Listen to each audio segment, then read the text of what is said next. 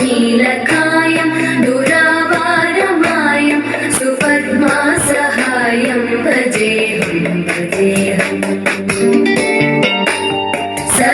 सदाम्बोधिवासं गलत्पुष्पहासं जगत्सन्निवासं शदादित्यभासं गदाचक्रशस्त्रं लसत्पीतवस्त्रं हसच्चारुवक्त्रं भजेऽहं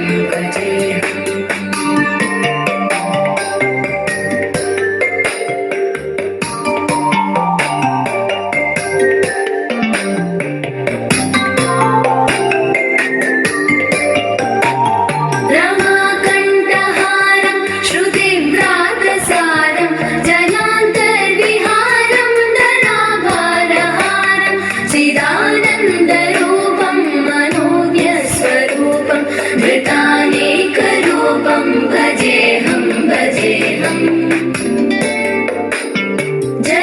जराजन्महीनं परानन्दपीनं समाधानलीनं सदैवानदीनं जगज्जन्महेतुं सुरानीकहेतुं त्रिलोकैकसेतुं भजेऽहं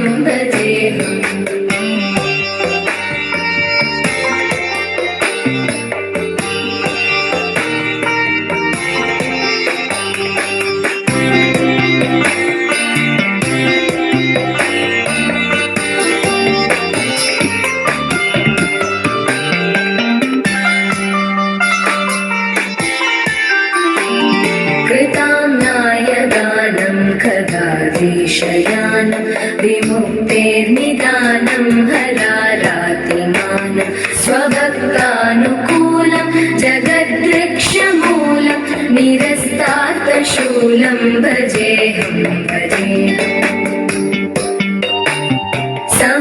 समस्तामलेशं द्विरेवाभकेशं जगद्विम्बलेशं हृदाकाशदेशं सदा दिव्यदेहं विमुक्ताखिलेहं सुवैकुण्ठगेहं भजेऽहं